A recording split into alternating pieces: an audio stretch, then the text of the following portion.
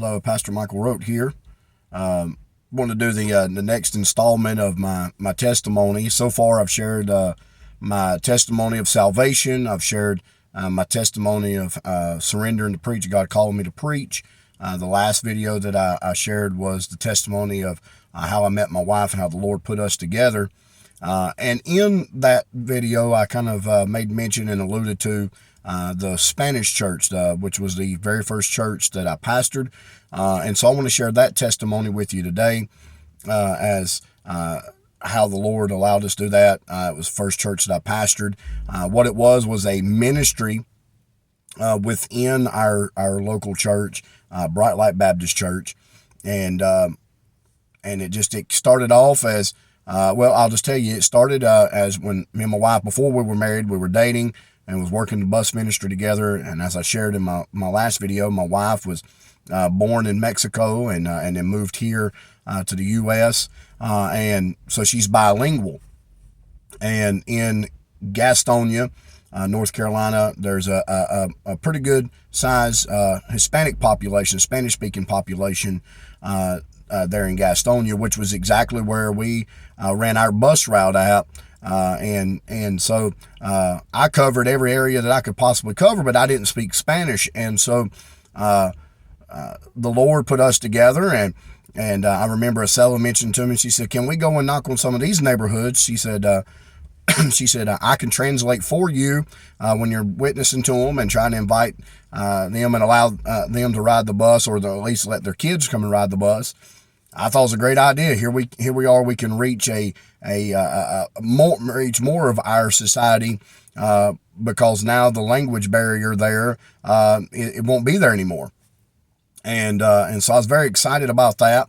I want to say this: I had opportunity with our church from 16 years old, 17 years old, and then later on when I was about 25. Had the opportunity to go on 3 different mission trips to Grenada. Now, Grenada is not a Spanish-speaking country, but it gave me that opportunity to get outside of my comfort zone and go somewhere else and be a witness. And it gave me a burden for more than just my neighbor, more than just my community, but beyond. And so it gave me that desire and it gave me that burden. And so here we are, we have an open door. And so Acela and I, we start going and knocking on some of these apartments and some of these neighborhoods where it was mostly Spanish-speaking people. And we began to get people to come. Of course, being the bus ministry, we got a lot of kids. And so when we started getting them, most of the kids were bilingual, but there were some that their English was not all that great. And they didn't understand everything. And so that led to us having the opportunity to start a children's Sunday school class, Spanish-speaking, a Spanish children's Sunday school class. And so we had talked to our Sunday school director at the church. There was an empty Sunday school classroom available. And so that was the idea. We would just go in there for Sunday school and teach the kids, teach them the basics of the Bible, and get it to where it would be in their language, and just go from there. Well, we had no idea that in a very short period of time that classroom would grow, and we'd outgrow that classroom. And so just Lord knew exactly what He's doing. So one thing led to another, and it went from a handful of kids in a classroom to the starting of the Spanish church. I believe it was July 7th, 2002. July 7th, 2002 is when we started the Spanish church. And the very first Sunday, I think we had 3 get saved, and what a blessing it was. And I couldn't speak Spanish. My Spanish is still very limited. I consider myself fairly intelligent person, and I thought, boy, I'll be able to pick up Spanish pretty quick. And I wish if I'd have known then what I know now, I would have done things different when I was in high school. See, in high school, the high school I went to, you had to take at least 2 years of a foreign language or some kind of a trade, 2 years of trade learning. So I took drafting, so I took, matter of fact, I took more than just 2 classes. I took, took drafting, learned AutoCAD. I took mechanical engineering, and I took architectural engineering in high school. Of course, the high school level forms of that, because I had in my mind that's what I wanted to be when I grew up. God had other plans. So it would have been, I wish that I would have taken Spanish when I was in high school. But anyway, so I tried to learn, and it was very difficult for me. So what we did was I realized that, I learned the alphabet in Spanish, and I knew my vowels in Spanish. And so I caught on pretty quick that I could read Spanish. I may not be able to carry on a conversation, but I could read it and understand it. And so what we would do was I would take and study out a very simple sermon, and would write it out word for word, something like 10, 15-minute sermon, and write it out word for word. And then Acela would help me translate that. And so what I would do is I would write a sentence in English, and then she would translate it for me on the paper in Spanish. And we did that all the way through. And I would try to get that done by Wednesday, so that it could be translated, and then I could have Thursday, Friday, and Saturday to practice it, to try to get my pronunciation right. And then on Sunday, for church, what we did starting out was at Bright Light, we had one building, and the church was growing. I mean, the Lord was really blessing, and the church was growing. And we wanted to have service at the same time. We didn't want to have Spanish church at 2 or 3 o'clock in the afternoon when everybody else clears out, and then we go in and use the sanctuary. We wanted everybody to be there at the same time. That way, if we had baptisms, things like that, that we could all be together, the whole church, and be able to be together as a family. So we took the basement, and there was 2 large rooms on either side of the basement and a couple smaller ones in the middle. So pretty much the basement portion of the building was the Spanish church, and upstairs was where the rest of the church met. And so we very quickly filled up the big rooms there in the basement. At one point, the Spanish church at its height, we did it for 10 years, and at its height, we had reached about 100 people in the Spanish church, adults and children, and had several little families, and it was a blessing. But we started out the humble beginnings of it. So I would write it out, she would translate it, I would practice it, and then on Sunday morning I would get up and do my very best to preach it. I would say the sentence in English, and then I would try my best to say the sentence in Spanish. And of course, there was times that I would mispronounce things, but for the most part, everyone understood the message. They understood what was being said. My pronunciation of the words got better, and my knowledge of things got better with the language. And as I got a little bit better at pronouncing Spanish and reading Spanish and understanding Spanish, and we kept at it consistently, visiting and knocking on doors and encouraging people, that the church began to grow. And then it wasn't long, the whole church, Bright Light, had grown so much that a new building, a new sanctuary had been built behind the existing building. And when that happened, when everybody moved into that building, we moved up into the old sanctuary, and that's when it really began to grow. And like I said, at the height, we had probably about 100 or so people in the Spanish church, had some families that really got on fire for God and was going out soul winning. And that's really when things really began to grow, when it got beyond just me and Acela and Brother Carlos. A couple years into it, Brother Carlos Chacon, he actually goes to, I believe, at Manuel Baptist Church here in Kings Mountain now. And I'm so glad that he's still in church, still serving the Lord. And I love him. He's a dear brother of mine, and was a big help to Acela and I in the Spanish ministry. Because, I didn't want to have Acela up there. And so it made it very difficult for me to get up and try to do everything myself, reading the sentence in English, then reading it in Spanish. And so Brother Carlos came on board, and he helped a lot with translating.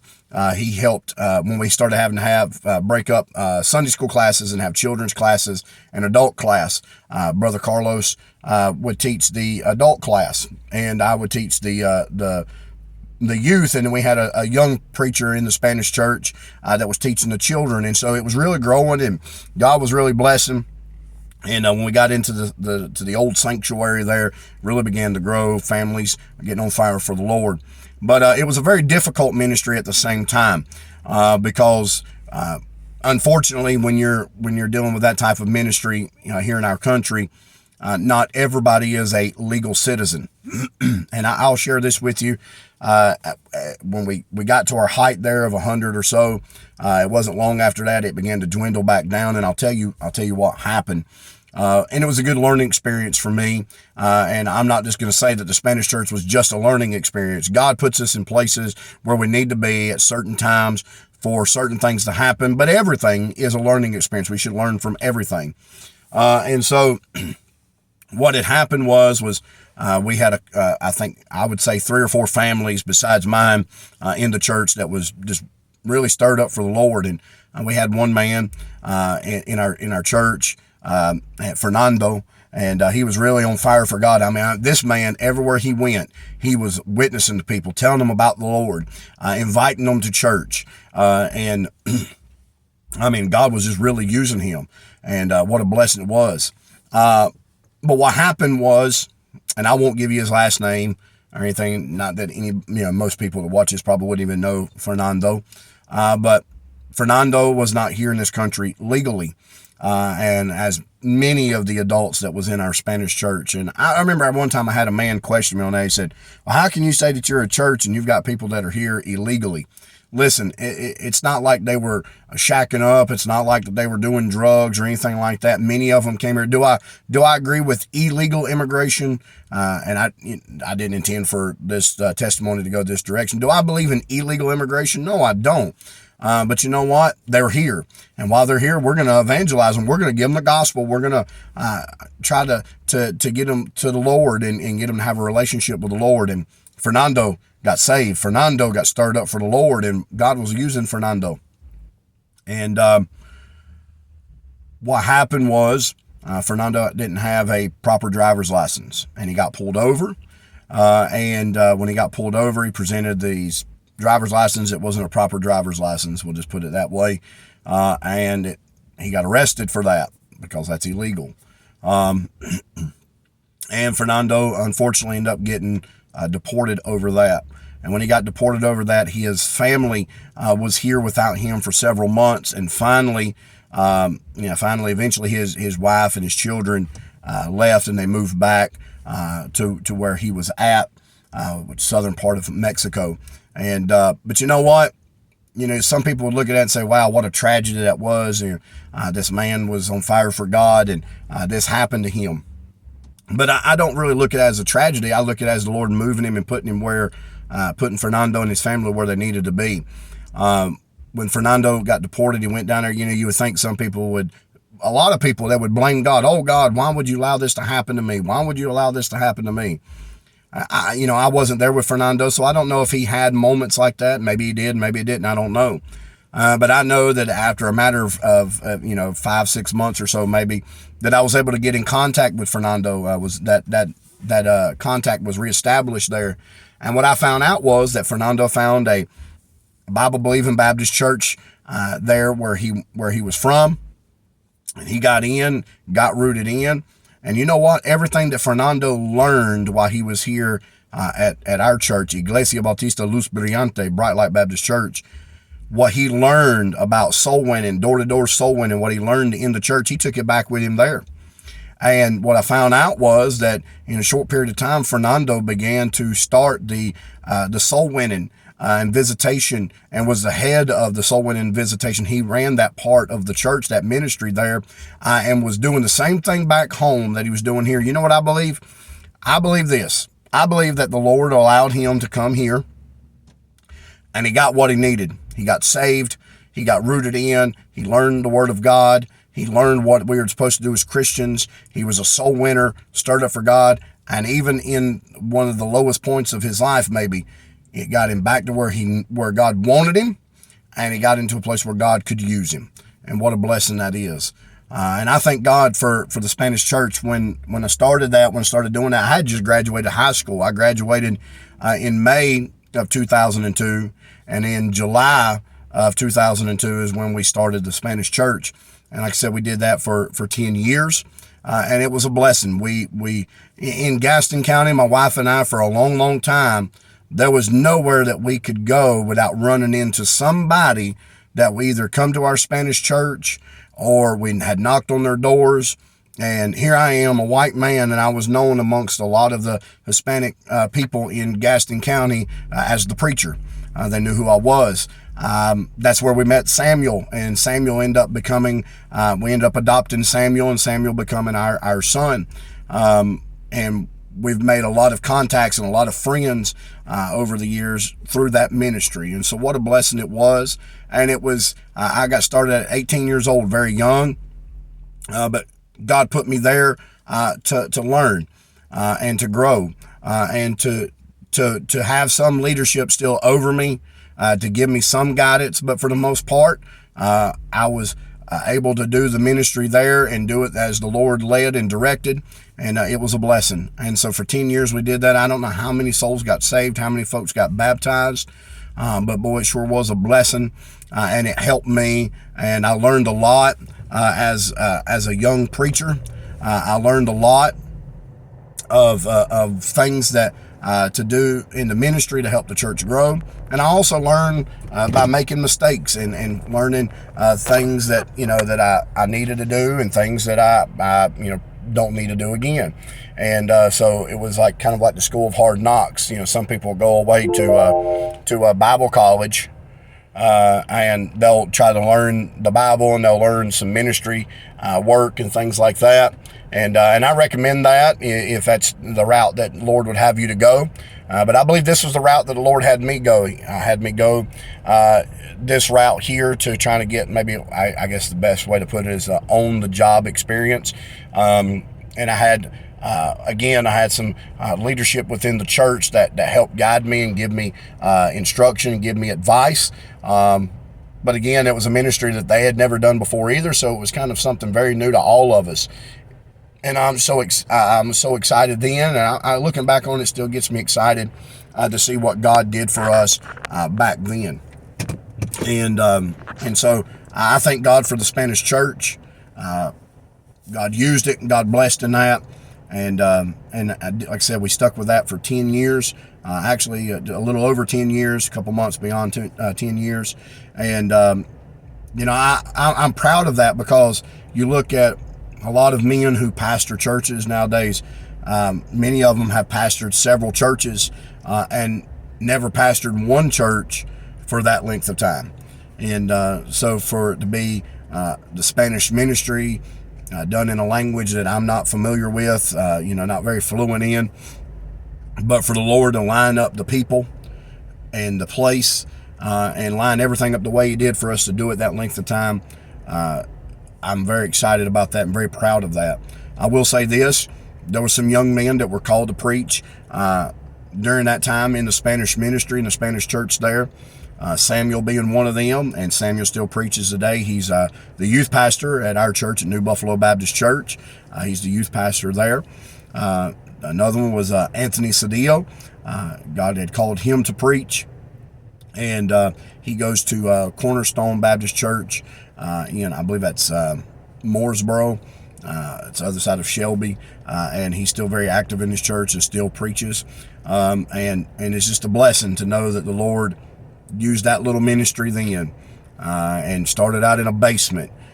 Started out as just knocking on some doors on a bus route that led to a Sunday school class in the basement that grew into a small congregation in a basement that moved into a youth sanctuary that grew to 100 or so people in all in 10 years time.